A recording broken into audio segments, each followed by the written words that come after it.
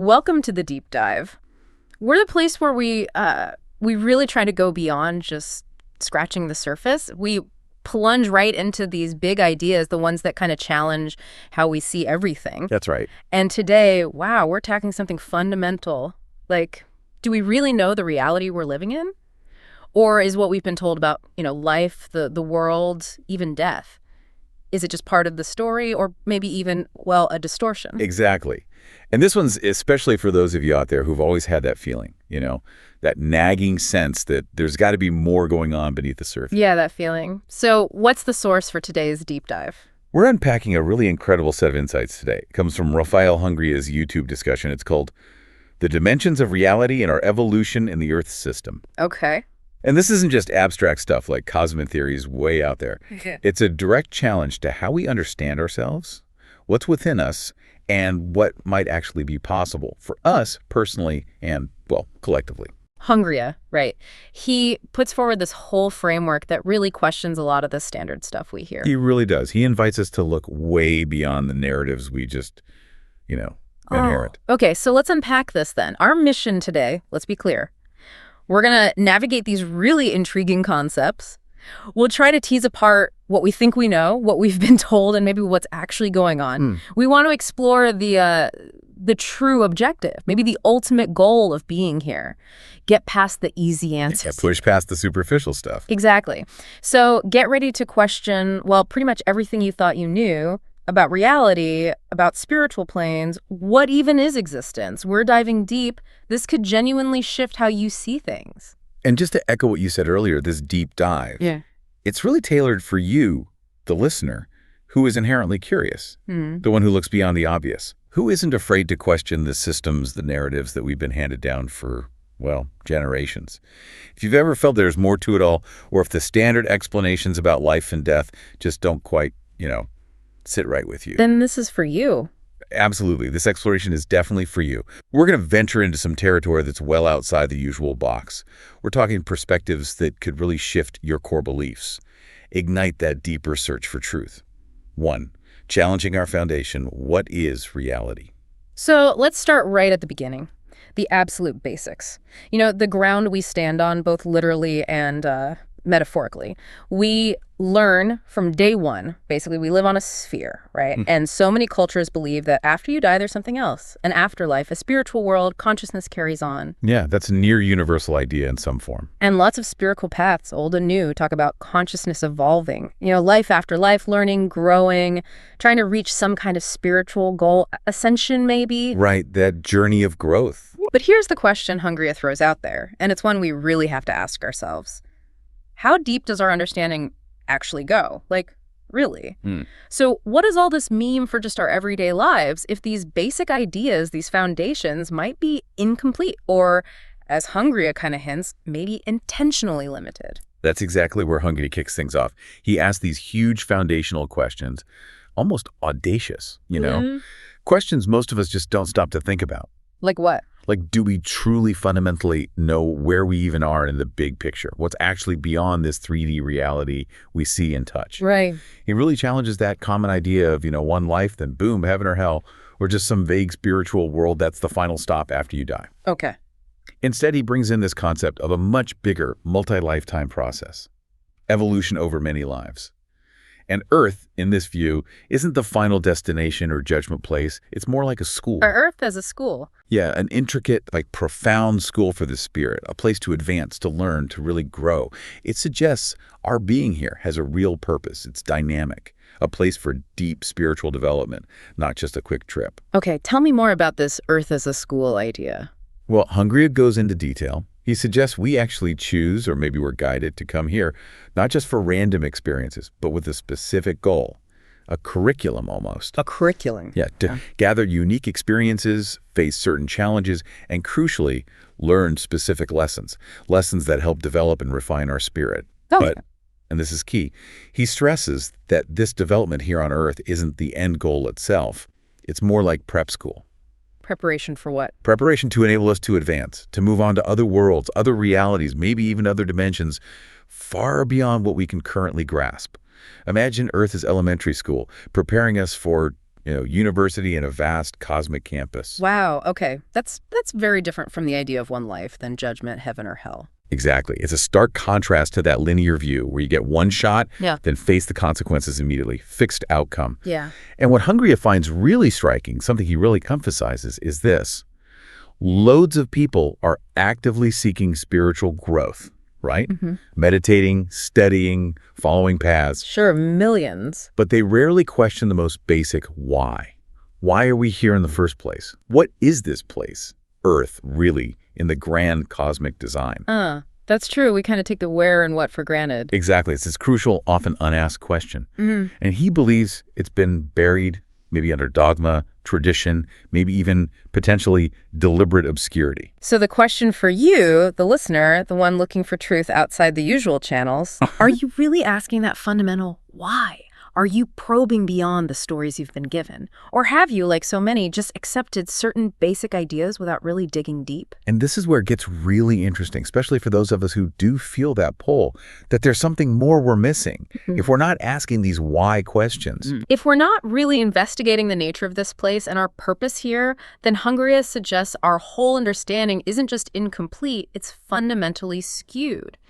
How? Well, think about it. Does that affect our ability to, say, manifest things in our lives, or even to understand why we suffer, why we feel joy? If our understanding of our purpose is only partial, It must affect everything. Our choices, our ethics. right, our whole concept of free will, maybe. If Earth is a school, but we don't know the subjects or what graduation really means, how well can we actually learn? You're just stumbling around in the dark. Potentially. And then the really big question, the one that kind of haunts people who look deeper, why? Why would this profound knowledge, this liberating truth, if it exists, why would it be hidden? Why wouldn't everyone be talking about it? Yeah, that hints at something much bigger, doesn't it? More complex, maybe even manipulated. Exactly. A reality that's maybe not what it seems. And thinking about that, well, that really sparks that deep dive, that relentless search for what's actually true. 2, decoding the cosmos. Dimensions versus spiritual planes. Okay, so as we go deeper into Hungria's ideas, he brings us to this really critical point, a place where he says a lot of people get fundamentally confused. Okay, what's that? It's the difference between what we casually call dimensions and what he defines as spiritual planes. He insists they are not the same thing. Dimensions versus spiritual planes. Got it. And he argues this isn't just playing with words. Understanding this difference is crucial. It's fundamental to knowing where we actually are, what kinds of beings we might interact with, and where we're ultimately headed evolutionarily. Without getting this clear, our map of reality stays pretty blurry. All right, let's break that down then. What's the difference according to Hungria? Okay, first up, we have what he calls the spiritual plane, and he specifically labels it parallel reality 2. Parallel reality 2. So what's parallel reality 1? That's us, our everyday physical world, the one we're in right now. That's parallel reality 1. So the spiritual plane, parallel reality 2, is still fundamentally part of the third dimension. Okay, wait. So the spiritual world, the afterlife stuff is still 3D. According to this framework, yes. It's a parallel reality coexisting right alongside our physical world, but it operates at a different frequency, a different vibrational level. Think of it like like radio stations. Exactly, like 2 stations broadcasting on the same frequency band, say AM, but one's slightly out of phase. Yeah. You need to tune your radio just right to pick it up clearly. Okay, I get that. So this parallel reality too, the spiritual plane or astral plane, that's where disincarnated spirits reside, people who've passed on. Right. The interactions people describe in spiritualism, mediums talking to spirits, seeing apparitions. Hungria says that's typically interaction with beings in this parallel reality too. Still within the 3D framework. Still within the 3D framework. And it's not just one flat level either. He says even within this spiritual plane, there are different frequencies. Lower, denser vibes, higher, more refined ones. It reflects a consciousness level, the emotional state, the evolution of the spirits there. It's complex, layered, but still tied to our 3D experience. Okay, so that's the spiritual plane, parallel reality 2. What about dimensions then? The 4th, 5th, etc. Now that's where we jump to a completely different category. Higher dimensions, the 4th, 5th, 6th, and on up. Hungria is really clear. These are other dimensional frequencies altogether, a whole different order of reality. Not just a different frequency within 3D. No, not at all. Using the radio analogy again, if the spiritual plane is another station on the same AM/FM band, Higher dimensions are like switching to a completely different technology, like moving from radio to, I don't know, holographic communication or quantum entanglement signals. It needs a totally different receiver. Wow. Okay. And the beings there, they are fundamentally different from spirits. They're not disincarnated spirits or ghosts. Hungary says they have bodies, but these bodies vibrate at a much higher, faster frequency, far more subtle, energetic than our physical forms. They're living, conscious entities, just different. And what's unique about these higher dimensions, according to him? This is fascinating. He asserts that from the fourth dimension upwards, things like negative consciousness, evil, malice, they just don't exist. Really? No negativity? Apparently not. It implies that negativity, suffering, conflict, all that stuff we grapple with is primarily a phenomenon of the third dimension, both here in physical reality, parallel reality 1, and in its spiritual counterpart, parallel reality 2. So interactions with beings from these higher dimensions would feel different. Completely different. They'd originate from a superior level of reality, governed by different principles. They'd likely reflect a much higher, more harmonious state of being, unity, understanding, a stark contrast to the duality we experience here. That is an incredibly important distinction. It totally reframes how we think about the other side, or even the cosmos itself. It does. So to recap, the spiritual plane, parallel reality 2, is like changing the channel on the same TV set. You're still watching TV. Right. Still 3D TV. But higher dimensions, that's like switching from the TV entirely to, I don't know, putting on a VR headset or experiencing a hologram. It's a whole different medium, a different way reality itself works. You need a different consciousness, a different receiver to even perceive it. Exactly. It's not just a vibrational tweak. It's a fundamental shift in the nature of reality. Understanding that alone, wow. That's a game changer for anyone who's tried to make sense of afterlife stuff or parallel worlds. 3, unlocking interaction. Your consciousness as the key. So given this more complex picture, parallel reality 1, parallel reality 2, and then these higher dimensions, the next big question Hungary tackles is crucial for us. How do we, living here in parallel reality 1, actually interact with all this? Yeah. With the spiritual plane and the higher dimensions? Yeah. How do we tune in? And the answer, he says, lies entirely within us. It's about our personal vibrational frequency. And that frequency is directly, intricately linked to our brain activity, our emotional state, our whole energetic signature. So it's not some external thing we need. The key is internal. Exactly. It's an active mechanism we each possess. We hold the key. Okay, so how does that work? How do we influence this interaction? Well, our ability to interact depends on our energy level. And that's not just one simple thing. It's a mix of factors all working together. Like what? First, he says, it's our cerebral activity, the electrical patterns, the frequencies our brain generates. Then there's the electrical charge in our cells, our whole body's vitality, basically. Yep. Also, the vibrational acceleration within us, the subtle hum of our atoms. And interestingly, he mentions our body's level of intoxication or purity, what we consume, how we live, how clear our physical system is. Diet and lifestyle matter. Seems so. And crucially, maybe the biggest factor, our emotional control, how balanced and harmonious our emotional state is. All these things combine to create our unique energy signature. And that dictates what frequencies, what realities we can tune into. So specific states link to specific realities. That's what he details. When we lower our frequency, consciously or unconsciously, we tend to interact more with the spiritual plane, parallel reality 2. How do we lower it? He gives the example of shifting brainwaves, moving from our normal, awake, alert beta state that's like 14, 20 cycles per second, often kind of busy or stressed. Yeah, familiar territory. Moving from that down into an alpha state. Alpha is slower, more relaxed, maybe 8, 13 cycles per second. That state allows for more interaction with the astral or spiritual world. When are we in alpha? Meditation, deep relaxation, daydreaming right before sleep. It's linked to slower, more coherent brain activity. Practices like deep breathing, visualization, even certain types of chanting or rhythmic movement, they're often designed precisely to help us reach that alpha state, making those subtle 3D frequencies more accessible. Okay, so lowering frequency connects us to the spiritual plane within 3D. What about connecting to the higher dimensions? For that, he says, we need to elevate our frequency. This involves increasing our cerebral activity, but in a specific way, moving from beta up into a gamma state. Gamma, what's that? Gamma is much faster, like 30 cycles per second or even higher, up to 100 plus G up. But it's not chaotic. It's highly coherent and synchronized.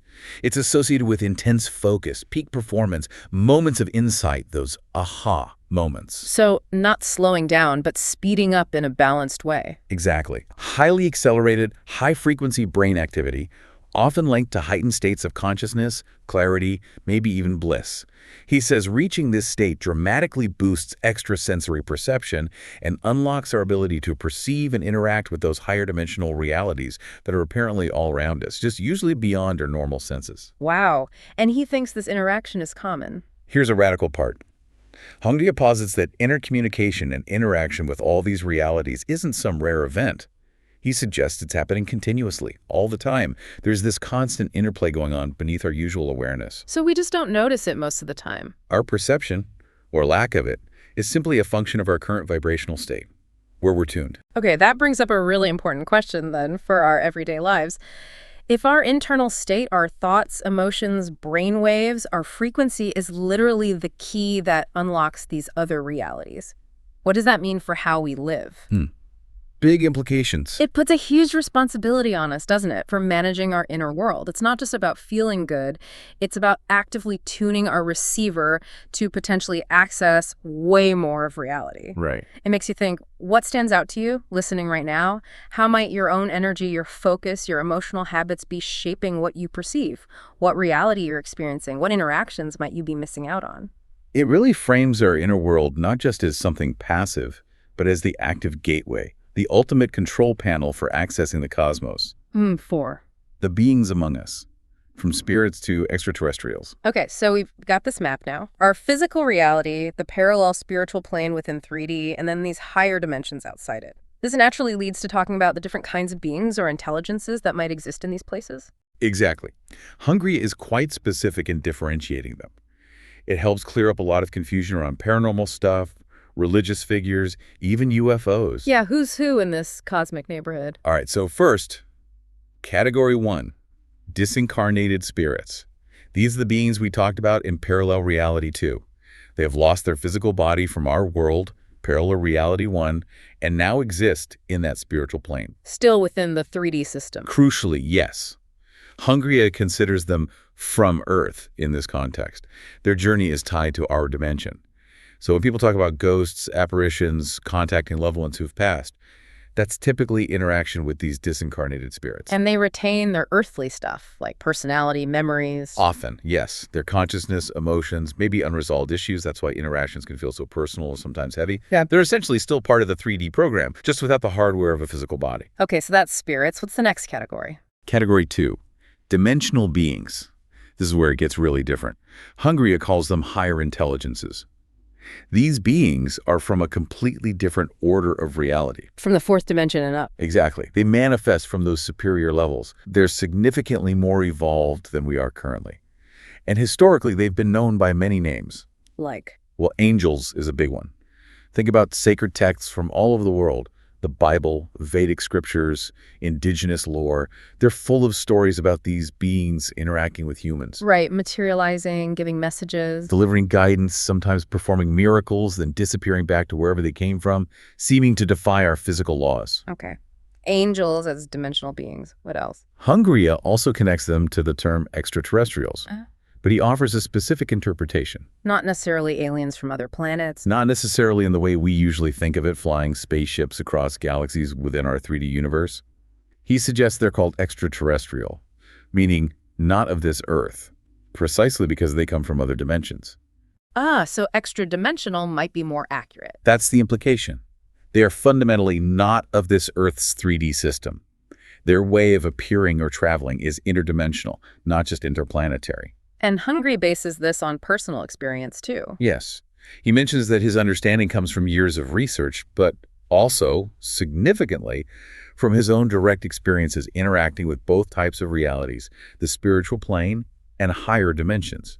He says the feeling, the energy signature, the nature of the communication is distinctly different, which led him to this clear categorization. So it's not just theory for him. He presents it as experiential knowledge. Okay, so distinguishing between spirits, 3D disincarnated, and dimensional beings, higher dimensions, more evolved, perhaps known as angels or ETs. Why is that distinction so important? It's vital, he argues, for making sense of ancient wisdom that often got muddled or simplified over time. Some old esoteric schools tried mapping reality with different planes, physical, astral, mental, etc. Yeah, I've heard of those. And while those models were useful attempts, Hungria insists there's a crucial, often missed difference between a spiritual parallel reality, which is still part of our 3D system, and a true higher dimensional reality, which is a whole other system. Getting that difference sharpens our understanding of everything. Hierarchy of existence, the different intelligences, the universe itself. It provides a framework for phenomena that have baffled people for ages. Okay, yeah, that really does shift things. It takes angels, spirits, maybe even aliens out of just mythology or sci-fi and puts them into a potential cosmic structure. A coherent, if complex, structure. It makes you wonder how much of our history, our legends, our deepest fears and hopes are maybe just us trying to understand genuine interactions with these different realities, but through our limited 3D lens. Misinterpretations through a dualistic perspective, perhaps. For anyone who's pondered these mysteries, this distinction alone is, well, it's huge. It offers a new way to maybe integrate these things into a bigger, more logical cosmic picture. 5. The ultimate evolution, transmutation, not just reincarnation or death. All right, now we get to what might be the most profound, most challenging, and maybe the most liberating part of Hungria's whole discussion. It's about the real goal of our evolution. And he says it's not just reincarnation, and it's definitely not death. He calls it transmutation. Transmutation. Okay. That sounds significant. Oh, it is. It completely flips the script on how we view death, our purpose here, our whole evolutionary journey. It goes way beyond standard spiritual teachings and suggests something much more active, conscious, and, well, powerful. This is where he really pushes against millennia of accepted ideas. So how does he redefine death first? He's very direct. He states that death as we know it is not liberation. It's not an escape from 3D reality. He calls it just an interval. An interval. Yeah, or an intermediate process, a pause in the bigger cycle. Just think about that for a second. Death isn't the end of the road, not even a real exit from this Earth school. It's more like the break between classes or summer vacation. You rest, maybe you reflect, but you're still enrolled in the school. Exactly. You're still part of the same educational system. And understanding this is critical for the next point, reincarnation. Right, the cycle. Hungry explains that after death, you generally do one of two things. Either you reincarnate back into a physical body on Earth, or you wait in a higher level of the spiritual plane, still parallel reality to still 3D, for your next chance to come back and continue learning. So dying doesn't automatically free you from the 3D dimension. Not at all, according to this view. You're still tied to its energies, its karmic patterns, its lessons, its whole cycle of cause and effect, until you make a much deeper, more fundamental shift in your consciousness and energy. Death is just part of the mechanism for learning within the 3D system. Okay, so if death isn't liberation and reincarnation keeps us in the cycle, what is the way out? What is transmutation? Transmutation, according to Hungria, is the true purpose, the ultimate evolutionary goal. It means to transcend this reality, to move beyond the limits of 3D in its reincarnation cycle. But here's the kicker. While you're still alive. While alive? How? By carrying your physical body with you. It's not about shedding the body like spirits do. It's about elevating your consciousness and your body's vibrational frequency so much that the physical form itself transforms and can transition into a higher dimensional reality. Fully integrated, whole, aware. Wow, so it's a physical transformation too, not just spiritual. Yes, physical, energetic, and conscious. Altogether. He presents this as the absolute pinnacle of evolution within this system, the real graduation from the Earth School. Does he give any examples? That sounds extraordinary. This is a huge one. He explicitly states that Jesus Christ did not die in the conventional way, body decaying, spirit moving on. He asserts Jesus transmuted. Transmuted with his body? Yes, transmuted with his physical body to another dimension, serving as a historical, tangible example of achieving this ultimate goal. So things like the resurrection, the ascension, he sees those as evidence of transmutation. That's how he interprets it. He suggests those accounts. Read through this lens, point to a physical transformation, not just a spiritual event. The body wasn't just left behind, it was transformed and transcended. And he connects this to other old ideas. He does. He links transmutation directly to the legends of the Holy Grail and that ancient universal quest for immortality found in myths everywhere. The Holy Grail is in a cup? Maybe not literally. He suggests life eternal isn't just about existing forever as a spirit after you die, like a passive state. It means actively continuing your existence in higher dimensional realities with an evolved, integrated, physical, though perhaps very different form, operating at a higher frequency. So the Grail quest was really about seeking this transmutation process. That's the idea. The secret isn't an object, but the knowledge, the code, for this profound transformation of self, body, energy, consciousness into a higher dimensional state while still embodied. Okay, connecting this back, thinking about that deep feeling so many people have, that we don't really want to die, that longing for eternal life. What if that's not just fear? What if it's actually like a subconscious echo, a deep-seated memory or pull towards this incredible potential for transmutation? A yearning for our true evolutionary path. Yeah, a path that's maybe been hidden or forgotten. It completely reframes eternal life not as a passive reward, but as an active, conscious, embodied transformation we can potentially achieve. That's right. Well, that's a radically empowering thought. It changes everything about our potential and destiny. 6. The hidden agenda. Controllers, truth, and true liberation. Okay, so now we really get into the most, let's say, provocative and system-challenging claims from Hungria. Stuff that speaks directly to those listeners who do question things, who feel like something's off, something's being hidden. Right, the core audience for this kind of deep dive. He doesn't hold back. He asks the huge question. If this knowledge about transmutation, our real evolutionary path, our potential for true liberation, is so important, why isn't common knowledge? Why has it been hidden? Yeah, if it's the ultimate goal, why aren't we all working towards it? And here's where he makes a very bold, maybe unsettling claim. He suggests that many major religions and dominant spiritual narratives have been manipulated. Manipulated? By who? He uses the term controllers of the world. He's not just talking about innocent misinterpretations over time. He's suggesting a deliberate, ongoing agenda behind the belief systems we've inherited. Okay, that's a heavy claim. What's the alleged agenda? According to Hungria, the main goal of these controllers is to distort the truth, specifically to keep humanity stuck, trapped in the wheel of reincarnation here in the 3D dimension. How do they do that? He suggests various ways, maybe by promoting fear, attachment to material things, creating systems of scarcity and conflict, anything that keeps our focus external, on survival or competition, rather than internal mastery and transformation. Diverting attention from the real goal. Exactly. Diverting us towards maybe passive belief systems or focusing only on an afterlife that isn't true liberation, just another part of the 3D cycle, parallel reality 2. He argues this manipulation stops us from waking up to the knowledge that leads to real freedom transmutation, keeping us stuck, birthing, dying, and rebirthing within the very system we're meant to evolve beyond. He even hints that historical changes in religion, or maybe even the purely material focus of mainstream science, might have played into this. He suggests they might have served this agenda, perhaps inadvertently, perhaps not, by solidifying our belief that this 3D reality is all there is, or that the only escape is through conventional death. And again, he's not just guessing this stuff. No, he frames these as insights, not just theories. He says they're based on his years of research, but also, importantly, his direct personal experiences, interacting with both spirits and those higher dimensional beings. He claims he got information from them. Yes, he talks about conscious communication, obtaining information about this hidden knowledge directly from these interactions. He describes how feeling the energy of a ghost felt completely different, still tied to our frequency, compared to the profound energy and direct knowing he felt from higher dimensional intelligences. So he feels he has experiential evidence for these claims. That's how he presents it, which is why his challenge to the status quo feels so potent to those who resonate with it. It's not just academic, it's lived experience, as he tells it. Okay, so where does God fit into this picture, according to Hungria? He presents God as the supreme energy, the ultimate creator, but not as some distant figure.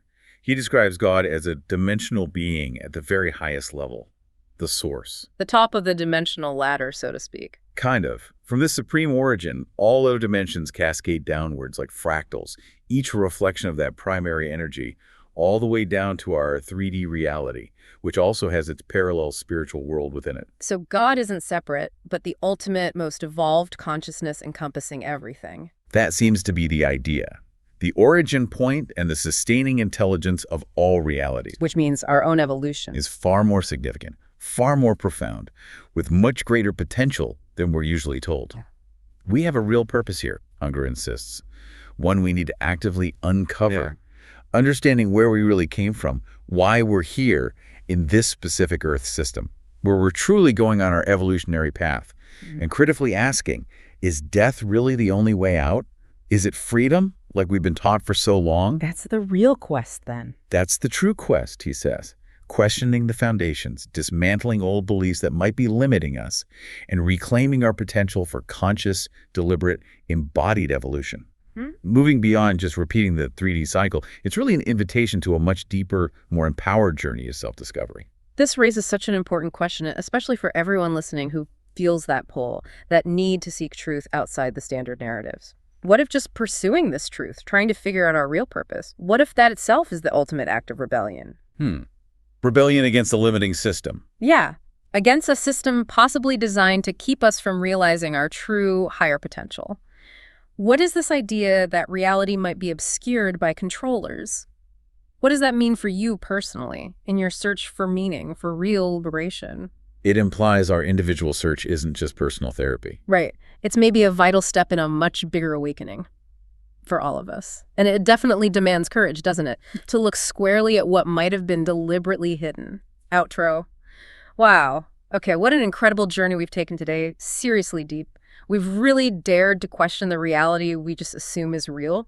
Peeled back some layers. Definitely push the boundaries. We navigated those really intricate and crucial differences between spiritual planes, still kind of 3D, and actual higher dimensions, realizing they're fundamentally different realms. Different inhabitants, different rules. Yeah, and we explored how our own consciousness, like our internal state, our vibration, that's actually the key. That's how we interact. That's what determines what we perceive, what we can access. The power is internal. And then we really dove into that revolutionary idea of transmutation, that true liberation might not be death, but actively transcending this reality with our bodies. A radical shift from afterlife narratives. And yeah, we even touched on that really provocative, maybe uncomfortable idea that some of these profound truths, the ones essential for our real evolution, might have been deliberately kept from us. Indeed. The insights from Rafael Hungria really do challenge us, don't they? Yeah. To look way beyond the comfortable stories, the conventional narratives, to consider a universe that's vastly more complex, interconnected, and intelligently structured than we usually imagine. And that core idea that true eternal life isn't some passive afterlife, but an active, conscious transcendence of our current reality, while embodied, that offers such a powerful, empowering new view of what it means to be human, our potential. If you connect that to the bigger picture, it really suggests our journey here isn't just random or just a test. It's about profound self-discovery, actively waking up to abilities, potentials that have been maybe dormant, or like you said, maybe even hidden from us. So the big question we leave you with, especially you, the listener, who seeks truth outside the usual boxes, what does all this mean for you? If the key to unlocking higher realities, achieving real liberation, lies inside us, our consciousness, our frequency, and if that truth might have been obscured, what does that mean for your personal journey, your search for knowledge, your daily choices? How does it change how you see your life, your potential? Your purpose, the universe around you. These aren't just things to think about casually. They could be catalysts for real, deep, transformative growth. Absolutely. So we really want to invite you, our thoughtful, questioning listeners, to join this conversation. It feels vital. What are your thoughts on these ideas, the spiritual planes versus dimensions? Have you ever questioned the standard teachings about why we're here? Felt there was more? Do these concepts resonate with your own search for truth outside the system? Or maybe they challenge beliefs you hold dear? We genuinely want to know. Share your insights, your experiences, your questions in the comments below. Let's keep seeking knowledge together. Keep challenging assumptions. Help each other unveil the truth. We're really looking forward to hearing from you, learning from your perspectives. Yeah, we really are. So keep questioning, keep exploring, and always, always keep seeking those deeper truths that really resonate deep inside, that spark that inner knowing. Thank you so much for joining us on this deep dive. Until next time, keep digging, keep learning, and absolutely stay profoundly curious.